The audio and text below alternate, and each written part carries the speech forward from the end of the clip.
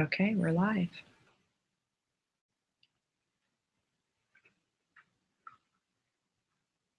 Can you hear anything, Dee?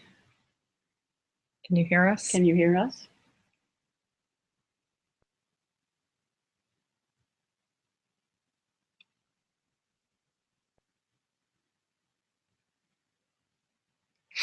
Dee? Can you hear us? I know, I'm Oh, sorry. Oh, she's still.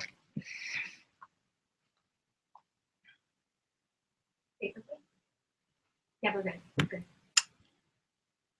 Are we all good? We're good. Great.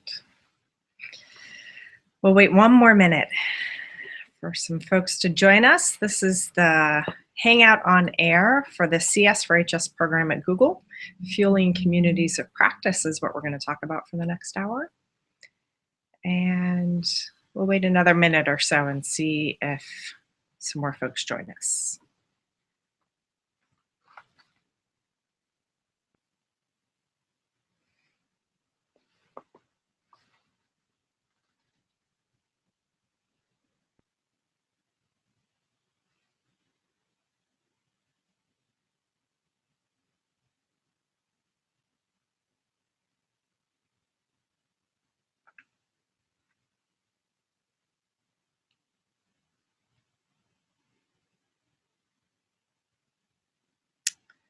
Okay, well, why don't we go ahead and jump into our Hangout on Air. Welcome, Chris.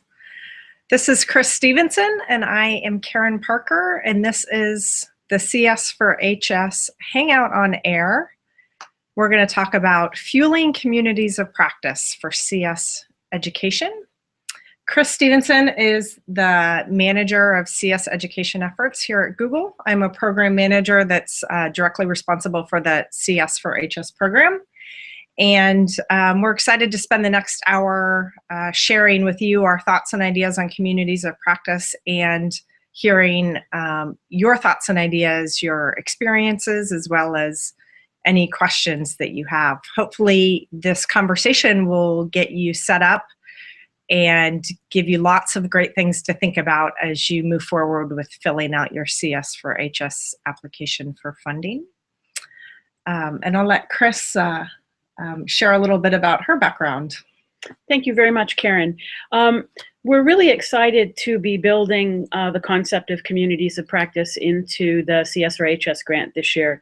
My quest in this field really started with my early research on teacher leadership and was particularly influenced by the work of Michael Fullen, who talked about the difference between attempts at top-down change in education and real implemented change and sustainability over time. And one of the things that Fullen put forward was that as communities of practitioners, teachers are incredibly important in the efforts to institute any kind of educational change.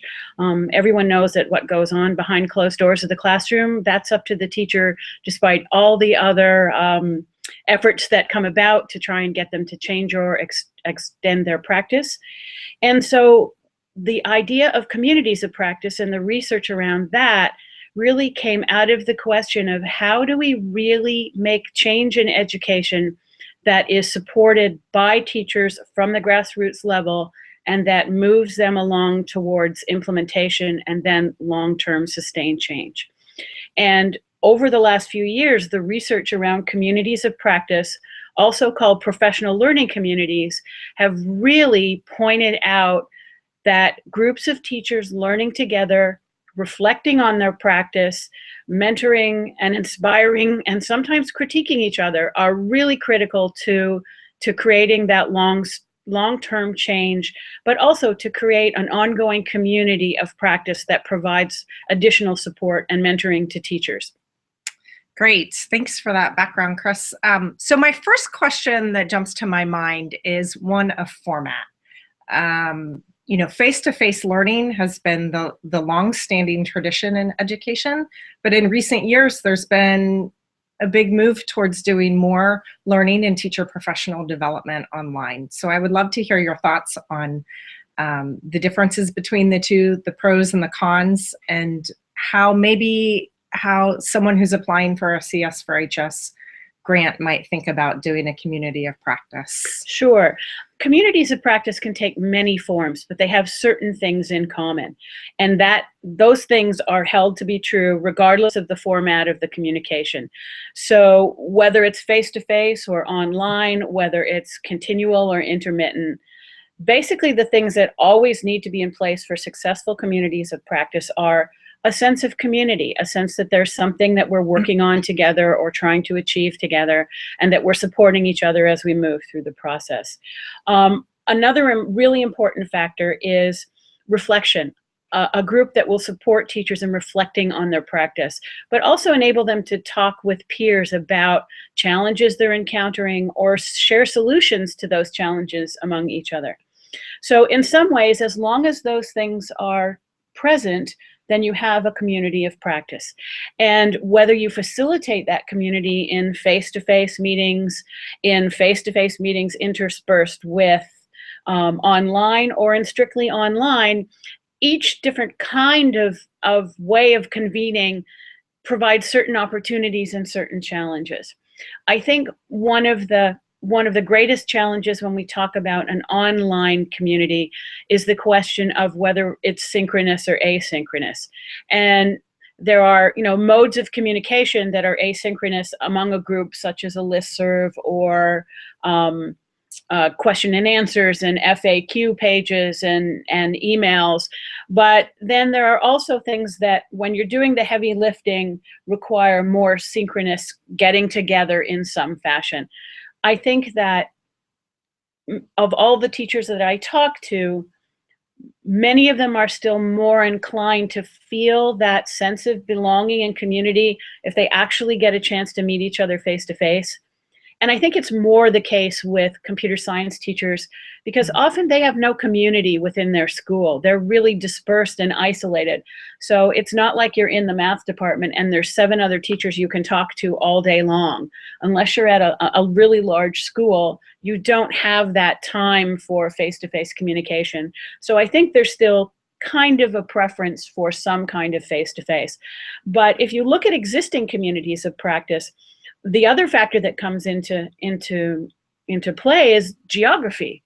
I mean, we look at some of the teachers in the heartland who are very dispersed over wide areas, or they're in a big state. And the guide rule is that nobody really wants to drive more than 35 minutes to a meeting. So if that's the case, how do you deal with it? And I've had the pleasure of working with a lot of CSTA chapters who have really devised some pretty good solutions to this. They do rotating meetings, which happen in different places, always facilitated with some kind of technology so folks can participate at a distance. And then they always have at least one face-to-face per year, which people prepare for and know they're probably going to have to travel for. And when we talk about MOOCs, last year, a lot of the CS4HS research really focused on using some form of MOOC for online education. And they really had the challenge of creating a very dispersed community of practice. And so they had to kind of employ both synchronous and asynchronous methods strictly online. And that really facilitated people from all over the country, in some cases, participating. So communities of practice are diverse. Communities of practice respond to the realities of the situation in which they are, and they have to be kind of flexible and agile in terms of making sure that the needs of the people who want to participate are met. And that brings to mind one of the guiding principles of the CS4HS program is that we really want to put we don't want to be super prescriptive about how a CS4HS program will function and operate, and we welcome the creative ideas of individual applicants, because we know and believe that the applicants understand their local community and their teachers the best, and they can have the ability to come up with some really creative ideas on how to really support teacher growth and development. Absolutely. And I think that the beauty of CS4HS being kind of a legacy program at Google, kind of one of the few that's, very long-term and well-respected and known in the community, is that, we continue to to shift the criteria to continue to make it relevant. Yes, last year, the emphasis was on MOOCs. That was a big educational question, and we learned an enormous amount from the work, from the projects that went ahead that were funded, and the work that they've continued to do. But this idea of communities of practice, of moving it beyond the kind of one and done workshop to how to really help and impact teachers in the community was a challenge we really thought was worth taking up this year. And so we think that you're, as a teacher out there, or as someone who's putting together a proposal, I think you are the experts on what is needed in your community, how best to facilitate the needs that you have. And we're really, as Karen said, hoping for really creative solutions. You're the experts on this. We're just kind of helping you along. And we are also hoping that we can learn from this in terms of your experiences with communities of practice. Yeah, great. So in your experience, Chris, what have you seen have been sort of the key tenets of a successful community of practice? I think it's really fair to say it's not easy to do well. I think it's not easy to do well because there's so much other pressing needs that teachers have on their plate. Yeah. And also, it's not easy to do well because it takes a certain amount of effort and leadership to make sure that it happens. One of the things that I think is the biggest deterrent to successful communities of practice is not making clear that there is an ROI, a return on investment for participating in this community. And so, for example, communities of practice that I've seen kind of stutter or stumble, everybody comes together and they read over the minutes, and then they, argue about some topic for a few minutes. And, then there's a lot of conversation, and then there's some pizza. And what happens is people go home feeling like, I don't know what I gained from that. What did I learn? Well, yes, I've built a community of peers to some extent, but what is there that's going to draw me back the next time? Yeah. And I think that is really the key, is to make sure that what communities of practice are actually doing is something that the members of that community are going to find worthwhile. So are they learning new things that are going to expand their practice?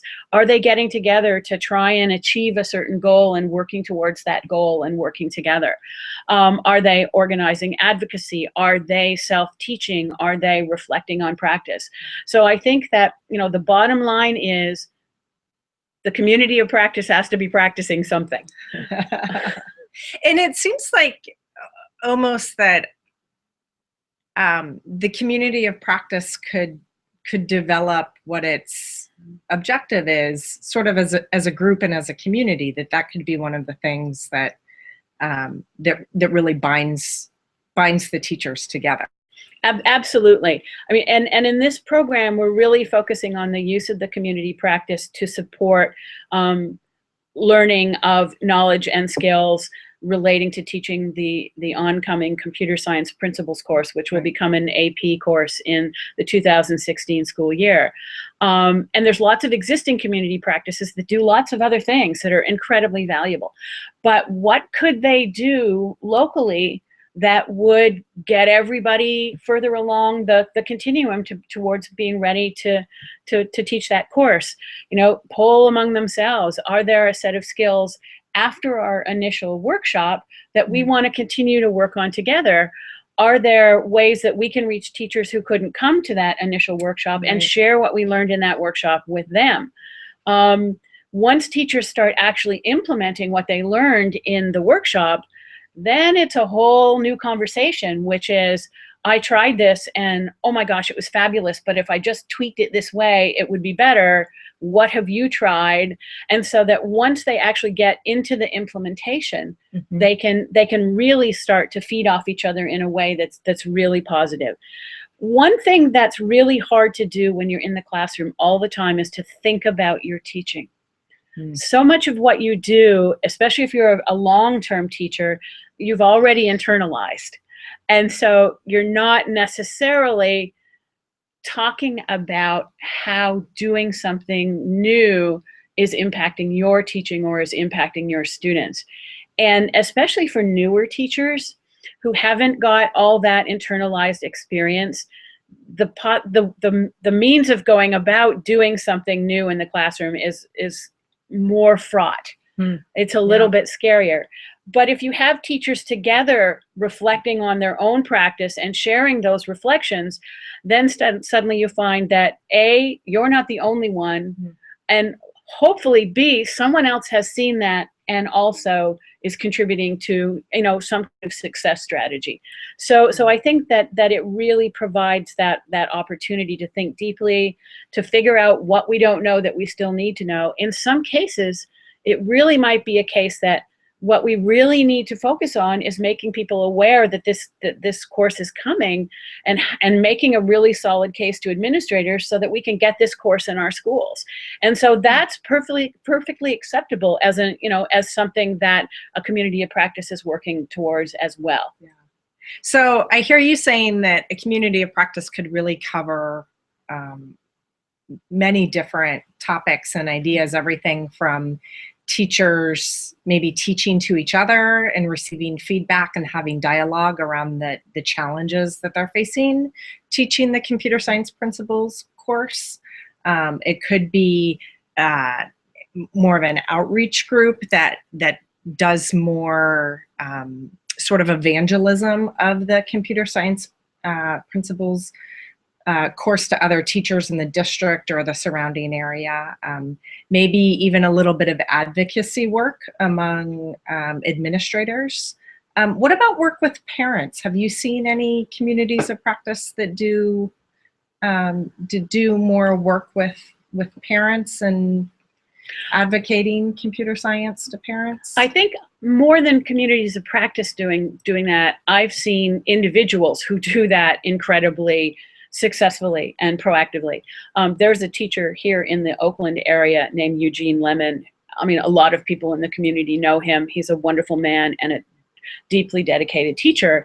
And he actually started going to the school board meetings where parents who are concerned about education are. And, you know, he kept saying, I'm a grandfather, my grandchildren are students in this district. They can start out and never take a computer science class for all of their schooling, and then given all the jobs and opportunities that are there in this field, how can we allow that for our kids in this district? He made an enormous impact in his school, in his district, and I believe in the state too.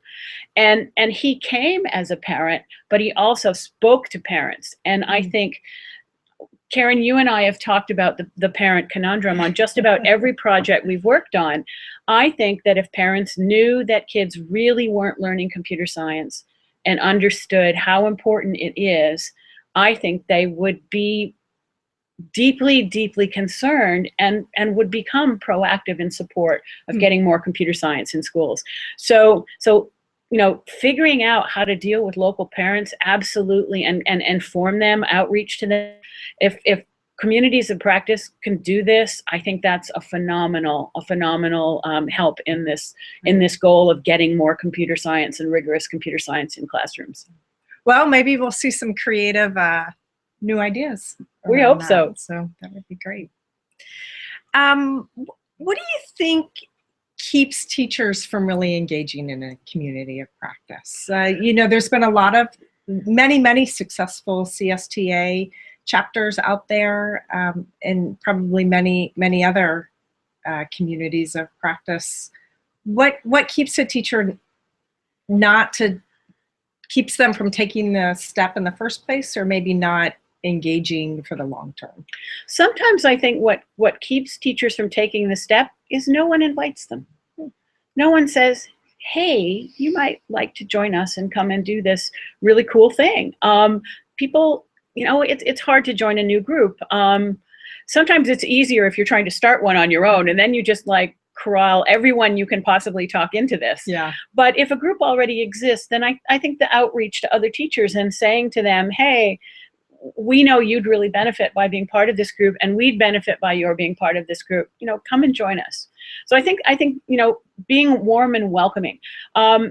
There's nothing worse than walking into a meeting of fellow educators and not a single person coming over to say hello to you. Yeah. I mean, that's just a horrible feeling. It's like, I don't like those people and I'm not coming back. And it's not because everyone in the room isn't, you know, lovely. It's just that somebody needs to be the social butterfly to go and say, hey, you're new. What school are you at? Do you know so-and-so? We're really happy you're here.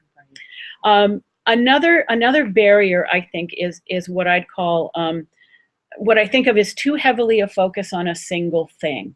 And that if it's not a thing that everybody is interested in, or at least the majority of the group are interested in, then I think it's hard to convince people to come back. So one way to strategize around that is to plan different events that focus on different things.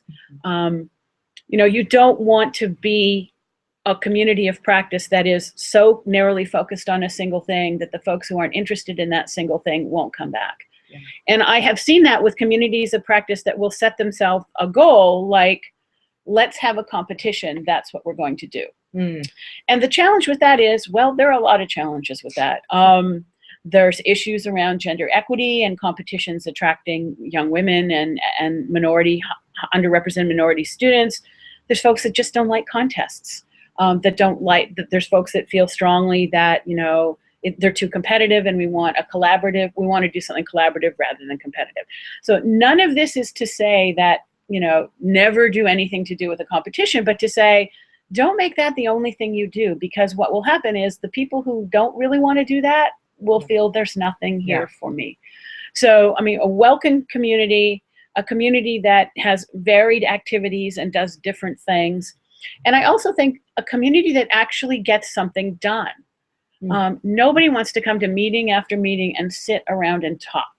Because eventually it kind of deteriorates into talking about everything that's going wrong, and people don't feel buoyed up when they leave. They don't feel a sense of, wow, we got that done. That was really cool. So I think that having set goals and actually having milestones and achieving things is something that brings people back. It gives them a sense of accomplishment. Yeah. And it seems like it might be a good strategy to really take the pulse of the community itself and to do that regularly so that you are keeping the agenda fresh and relevant, and you're working on things that are meaningful and important to those that are participating. Absolutely. You know, we talk about this internally at Google. You know, let's do some user testing. Let's not be a solution in search of a problem. Let's find some problems and see how we can solve them. And I think that that's an effective way to be in any kind of group that really wants to create change, to do something positive. One thing I mentioned earlier, kind of as a joke, but I'm really quite serious about it, is, you know, there's that saying, if you build it, they will come. Well, if you don't feed them, they won't come.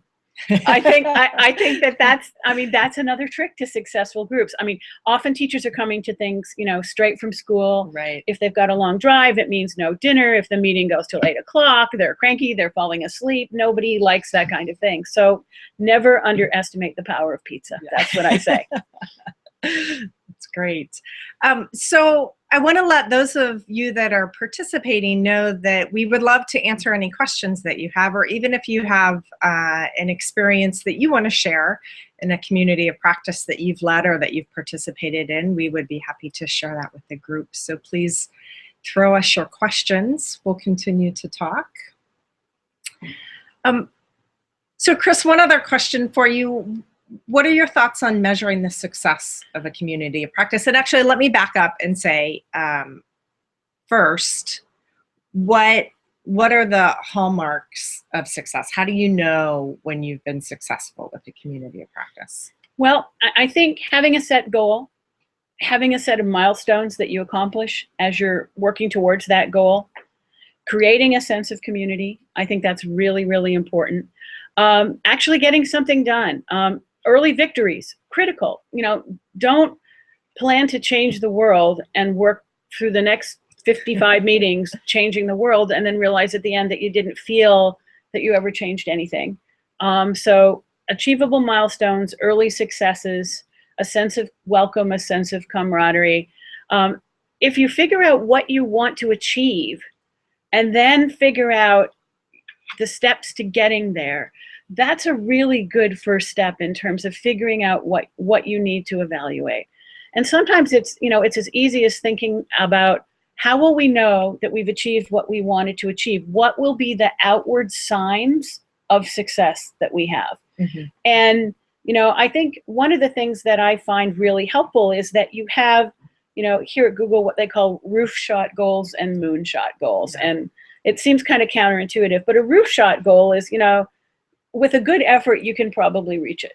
A good effort, a good plan, and good materials, you can probably reach it. But a moonshot goal is really about changing the world. Mm-hmm. And I think it's important to have both of those goals. I think you need things that are achievable and realistic, but somewhere in your head, having the goal of changing the world, of, something audacious like, a CSP course in every high school in our district or in our state, of having CS principals count towards a science or mathematics credit. I mean, I think those big kind of goals, I think they inspire people, but the smaller goals keep people on track. So I think that's important. And really the moonshot goals, the big goals start with one step, Exactly. You gotta take it one step at a time. That's right. And part of what this comes back to, especially for the folks that are putting together a proposal, is, we're going to ask you as part of the proposal to tell us mm-hmm. how you will know that you've accomplished what you've set out to accomplish.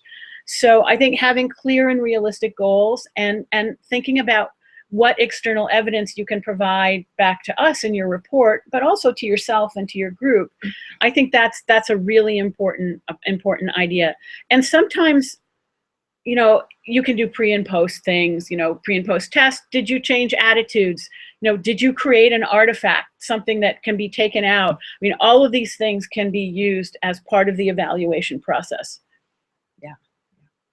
And I think I'll add to that, from Google's perspective, what we really want to see happen is that teachers, educators are moved along on the continuum of development to teach computer science principles. We recognize that some teachers are going to participate in a CS4HS workshop in 2015, and they're going to be pretty close to being ready to teach the new course.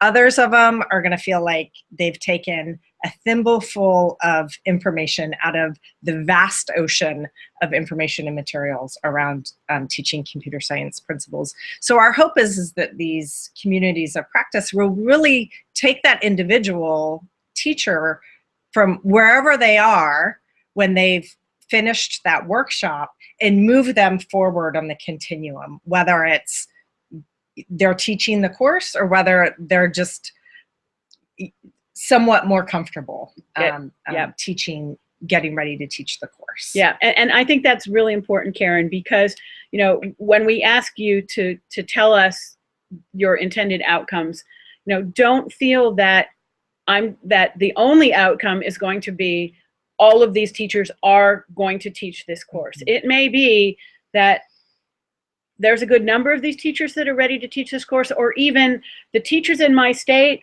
they're not ready for primetime CSP yet, but we got them from here to here. Or we got them from being terrified and thinking this was a really bad idea to feeling like this is something that they could possibly do. Yeah. So I think that's important, that, as you say, start where you're at, move to the next level, and figure out how that folks are at the next level. The nice thing about that is it's about kind of constantly taking the temperature and figuring out what's next.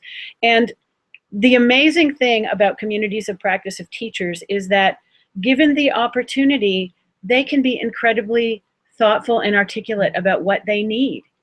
And especially for colleges and nonprofits who are applying for grants and working with communities of practice, as Karen said, ask them what they don't have, ask them what they're afraid of, ask them what they need on a continuing basis. And you may find that in your proposal you tell us you're going to achieve these certain things and this is how you're going to measure them, and then what you find is you need to do other things as well. And that's a really good thing.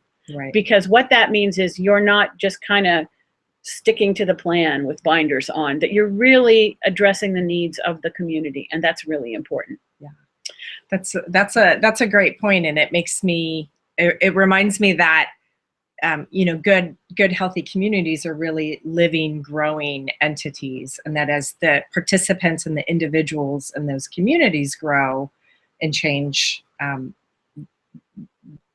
the definition and the objective of the community itself could potentially grow and change. Yep. I'm going to raise this really excellent question that Colleen Lewis posted, and she said that I mentioned that we learned a lot from MOOC Investigations last year, and what can we say about what we learned from the MOOCs? Well, Karen, I mean, you are up to your armpits in the data and have been the person looking most closely at it. I mean, what have you pulled out as some of the observations and learnings from the MOOCs research as part of CS4HS? Well, we, as you say, we're in the midst of analyzing the data. The overall impression is that it has been good. It has reached a lot of teachers across the country and even around the globe, which we anticipated and we expected and we're excited about. There is definitely some work to be done in building the sense of community for people that are participating in these MOOCs. People did indicate that they were a part of a community, but they didn't have a sense of community. So that's something that we want to try and dig into a little bit deeper and really understand. But there's clearly a difference between just having your name be part of a list or being on an email list and actually having that sense of connection with the other people in the community. And then there's definitely some differences between the people that participate in the course itself and then also participate in the community. So we want to dig into that and understand that a little bit differently. Why are people participating in these MOOCs but not necessarily participating in the online communities? Is there a barrier to participation, or maybe there's just not a need, that community is not needed like we thought it would be. So some good initial findings, but definitely a lot more investigation to do. Yep, and I think that this fits in quite consistently with the large body of research that's coming out now on just online learning and MOOCs in general. I mean, we coined a new technology that was MOOCs. We coined a new terminology that was MOOCs, but you know, online learning has been used for many disciplines for a long, long time. And you know, there are always issues that are raised by it that have to do with people's learning styles and people's motivations, you know, and people's ability to, you know, kind of stick with something, to persist in something after they're getting, you know, they've moved past their initial enthusiasm and the hard work has started and there's a million things kind of impinging on them. I read an article recently that made me laugh, but I think it was really a well thought out piece. And they compared your persistence in online learning opportunities, or MOOCs, with your ability to keep your New Year's resolutions. And you know, sounds really great, and you're really fired up and determined on, you know, New Year's Eve and maybe for the next week, and then life happens. And so part of what they're saying is that the folks who tend to be persistent and successful, they have an end goal, they want to complete it, they see value and applicability in what they're doing, and that comes at high enough in terms of their value system or their goals that other things don't impinge upon it to the point of drawing them away. Yeah. I mean, I think timing, one of the other things that we learned about the MOOCs that were supported under CS4HS is that there are really issues of timing, right? Especially when it gets to getting assignments done.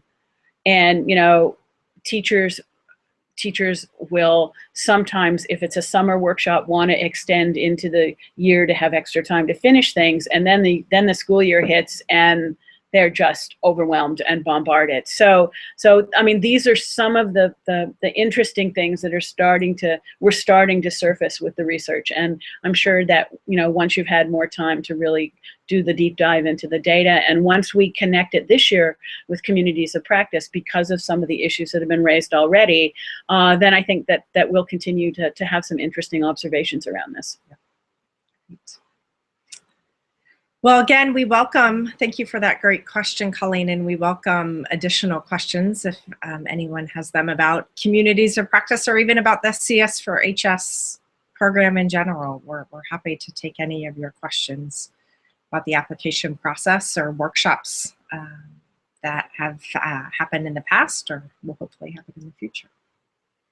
I think one thing that might be worth mentioning, Karen, is how do universities and nonprofits who are looking at putting in a proposal, how do they think about communities of practice, or how do they consider finding communities of practice or forming communities of practice?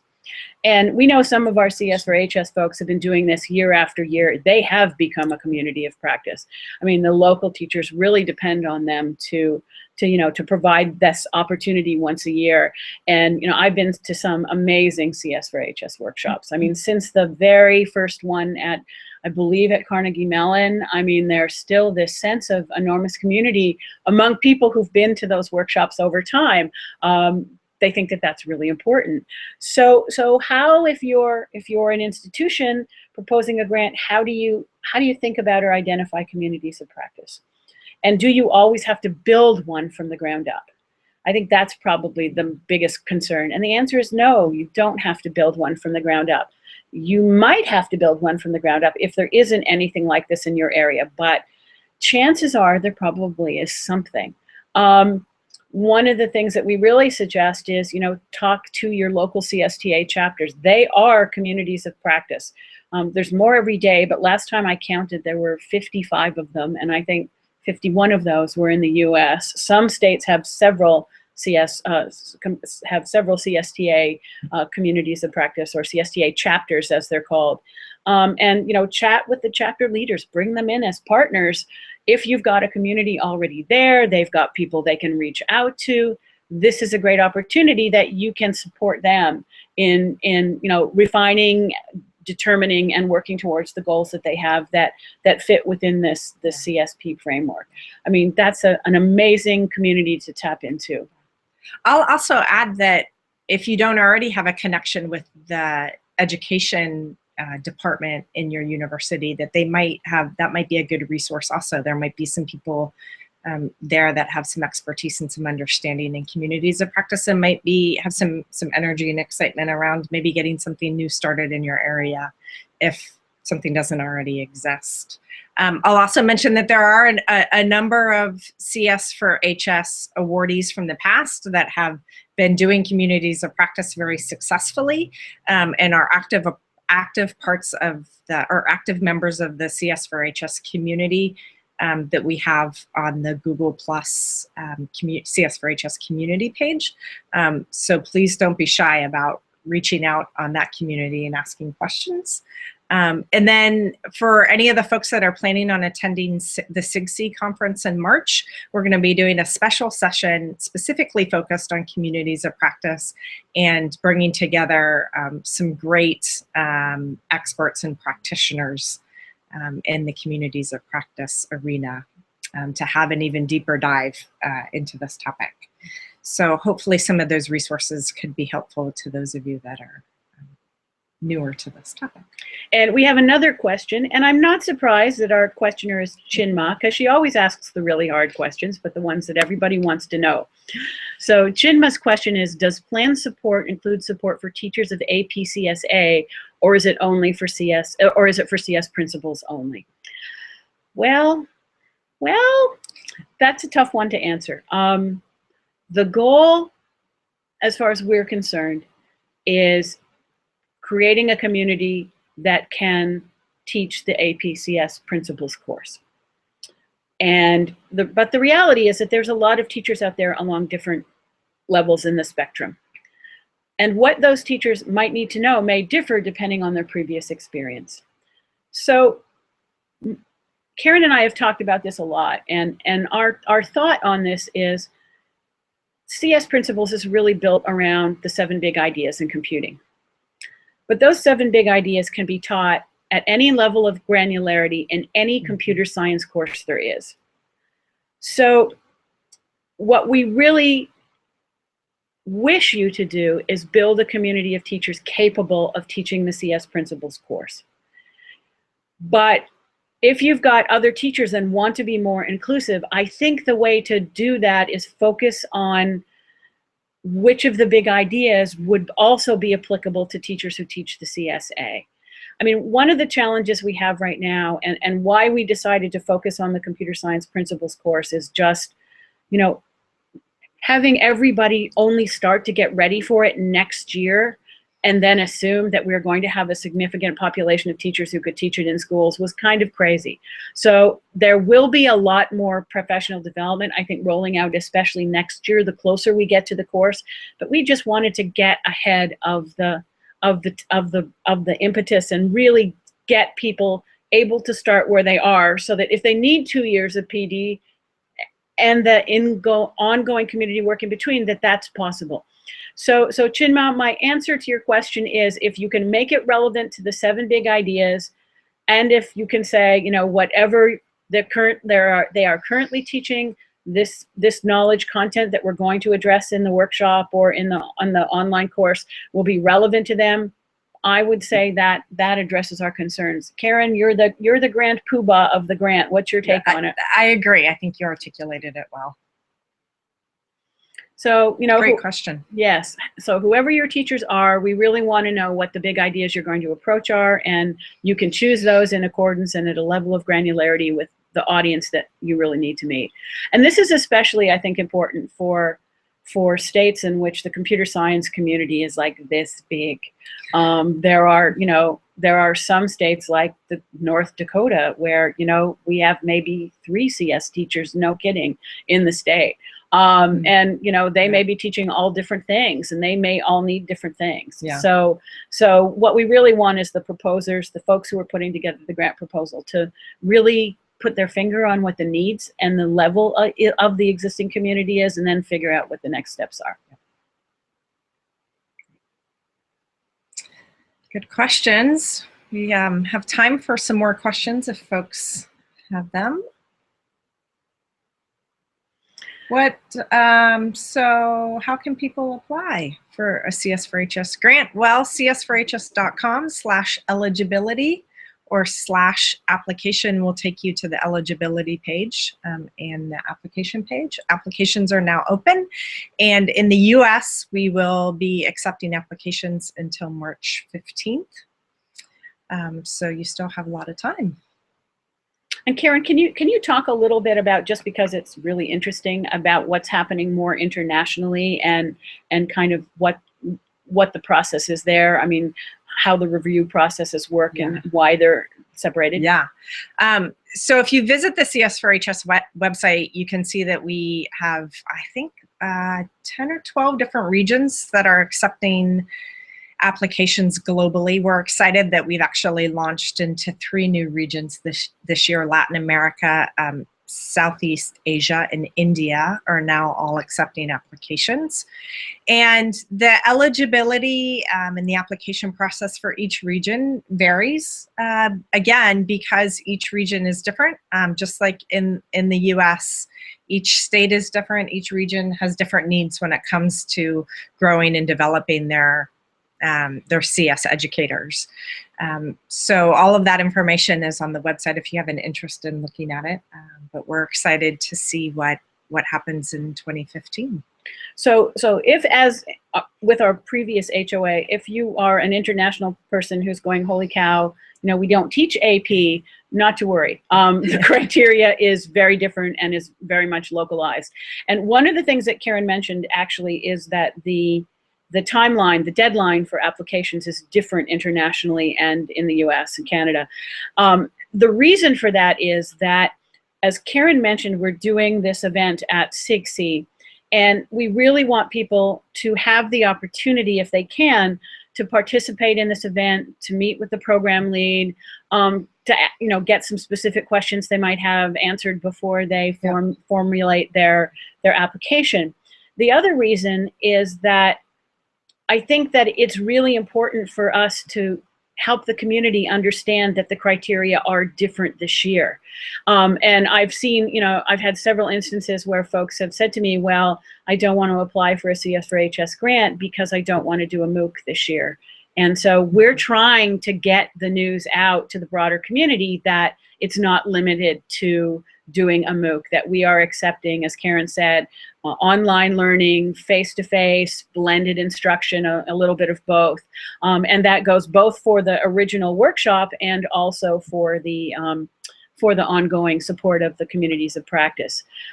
Stepping back to talking about the communities of practice again for a moment, one of the things that I think will be really, really helpful is to kind of talk to some of the local teachers about the communities that they currently participate in that support computer science education.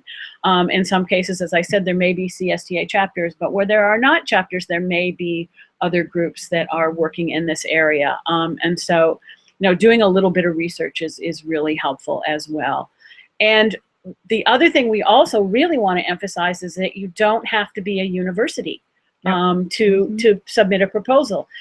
There's lots of nonprofits that are doing amazing things, and if they want to put together a proposal to do some kind of PD and community support, we would really welcome that. As long as you're a non-registered nonprofit, then we really welcome your participation.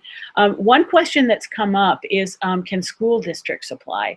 Karen, can you address that? Because I know a couple people have asked me. That's a great question. Individual schools cannot apply, but a district can. The way the money is allocated, it has to be allocated at the district level. So someone at the district level would have to submit the application. But I see no reason why a school couldn't work at the district level and make something happen district-wide, which probably makes the most sense, just so that you have enough teachers to participate. And while we're on this application piece of the conversation, Karen, what would you say are the hallmarks of a really strong application? I mean, what should people keep in mind when they're writing their grant proposal?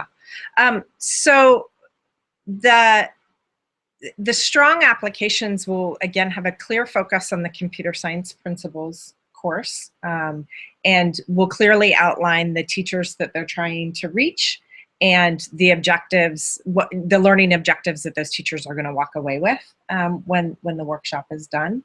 And then a well thought out plan around their community of practice. So addressing a number of the things that we've talked about here, the format, how you're going to keep your teachers engaged, how you're going to deal with some of the barriers, how you're going to evaluate the success of the community of practice.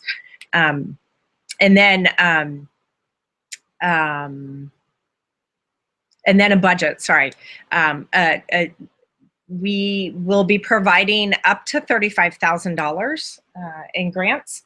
Our expectation is that a minimum of 10% of that of your budget will be allocated to the community of practice. So we need a clear outline of where those monies are going to be spent. And I think those are the big things. Is there anything that we want to tell them that they can't spend money on? We're not too excited about spending money on equipment. We don't want to fund a lot of facility usage. So it really needs to be the development of materials and curriculum, and in the overhead costs. There's going to be some overhead costs for providing workshop space and that, which is fine. And then, but it really gets down to the content of the material and the learning objectives.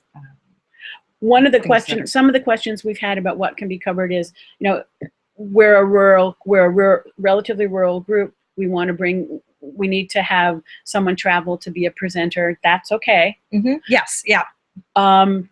again, and because presenters will help with your content. That's really about the material and the learning objectives for the teachers.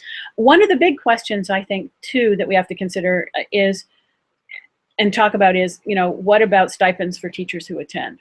Is there any prohibition for providing stipends, or is there any guidelines? If that's really needed to get teachers to participate, then we just ask that you use your discretion with that. Yeah, one thing that's really important kind of not to do is that you also can't spend all the money on giveaways.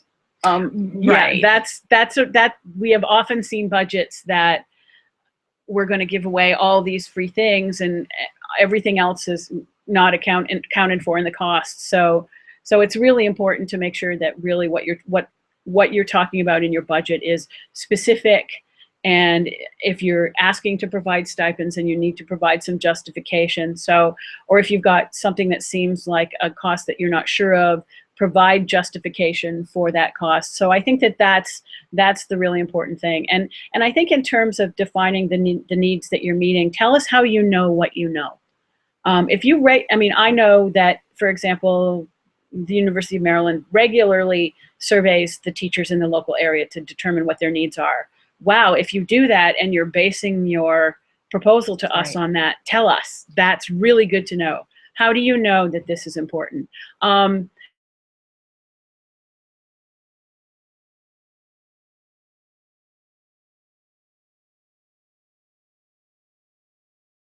of a local community and they're excited about partnering with you. That's really important for us to know too. That helps a lot. Yep. So what's the biggest mistake that you've seen in applications? The one thing that isn't necessarily a killer but suddenly raises a lot of doubt? Well, I think the lack of a clear focus on what the learning objectives are going to be.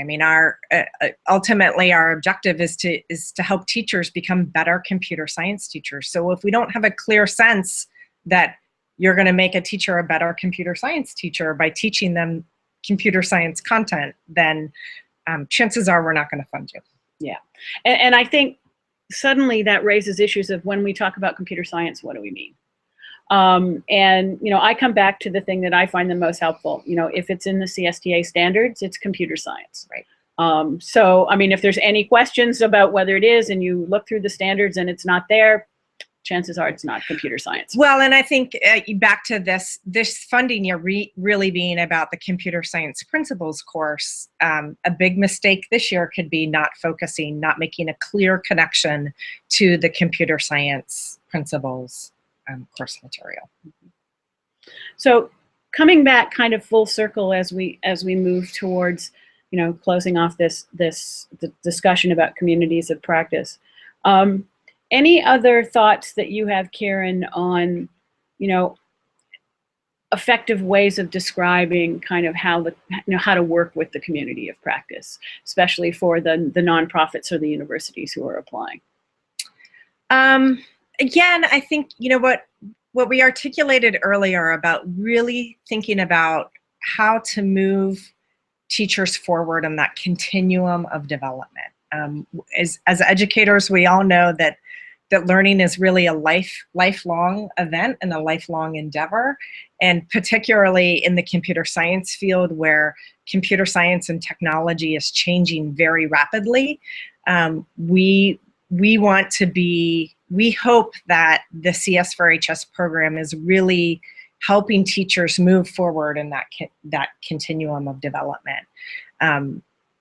So focusing on that, really trying to understand and focus in on where are my teachers at, where are the teachers in my community, the teachers that I'm trying to reach, where are they at, and what can I do to move them forward? Yeah, I think the biggest mistake I've seen with these kinds of workshops is when the hosting organization or institution has an idea of what's important to it and decides that that's what the teachers need to know. And I find that that's kind of where things start to fall apart. And that's why I'm kind of mentioning, let us know how you know what you know in terms of assessing the local needs of teachers. Often what when we put the groups together of university faculty and K-12 folks, there's a perception that there are important issues or topics that the university folks are interested in and want to promote. But what this is really all about is, what do the teachers need in their classroom to address the learning outcomes in the 7 big ideas and in the principles course. And so, once again, it's really important for everything to be grounded in where the teachers are and what they need to know and how you're going to get them to that next level. Looks like we have another great question from Jean Griffin here. She has a question about CS principles. I'm glad CS4HS will support face-to-face workshops again. The CSP project is evolving, for example, the portfolio aspect and the learning outcomes. What is the best way to keep up on the latest with computer science principles? Oh, that's such a great question, and it's something we're always thinking about as well. There's some really good sites for the computer science principles course, and I think accessing those websites, is probably the best way to do it. And Karen, we're going to attach some information to the HOA that will include some of the studies we're using background on, and we can also absolutely include some of the two actually really good sites that deal with CSP. If you didn't have an opportunity to participate in our previous HOA, let me really put in a plug for that. It was a really great interview with Owen Astrachan, who's the principal lead on the CSP project for the NSF. And he had all kinds of terrific information. So we'll also post information when we post this HOA on how to access the previous one. And he talked a lot about the transition of the assessment, how schools should deal with the fact that there isn't a test yet, what's happening. So great question, and we'll post some leads to some resources to help you continue to find out information with the CSP as it evolves. I think it's really important to say that for the institutions that are planning to submit a proposal this year, we know it's trickier for you because there isn't a test and there's still lots of questions and evolution happening. But that's why we're not being really prescriptive. We're just saying that look at the 7 big ideas and how you might teach them and how to get the teachers prepared to teach them. So we know that in a way, if we were waiting till next year to run this program, it would be a lot easier for all of us, but we really want you to have the best chance possible to get ready and to have time to learn what needs to be learned and to teach what needs to be taught. So we know that we're all in this same boat of uncertainty this year, but we still want to go ahead and proceed even though there's some questions outstanding, because we still think you can provide really valuable professional development without, even though we don't know, the specifics of the test yet. Great. Well, we have 2 minutes left. If we have any lingering questions, we can take some more questions. Well, maybe to wrap up, Karen, you could again kind of run through the various how to reach you, who to ask questions of, once more where to reach the documents. That might be very helpful. So the CS4HS website, cs4hs.com, has all of this information, the eligibility page as well as the application. So I encourage you to look at that. We have a CS4HS Google Plus community. So if you go to Google Plus and just search for CS4HS under communities, we would love to have you join us. I'm the moderator of that group and I look at it frequently, and we post all sorts of resources there, links to these Hangouts as well as other resources that we come along will be posted there. And there are a lot of people in that community with great experience. So folks that are new to CS4HS or the Computer Science Principles course or communities of practice, that's a great place to ask questions because there are lots of people with expertise in all 3 of those areas there. Or you can send emails to cs4hs@google.com. Great. And one last plug for SIGSI in the beginning of March. We would love to have you attend and participate with us and do a much deeper conversation and discussion around communities of practice in CS4HS. And possibly find great partners too. Yes, that too. So on behalf of Google, Karen and I want to thank you all for spending time with us today. We hope that this was valuable. And as we mentioned, we will be archiving this and sharing that information so that all of your friends who weren't able to participate with us today will have a chance to catch up and watch the HOA not live. Excellent. Thank you, Chris. Thank you, Karen. Take care.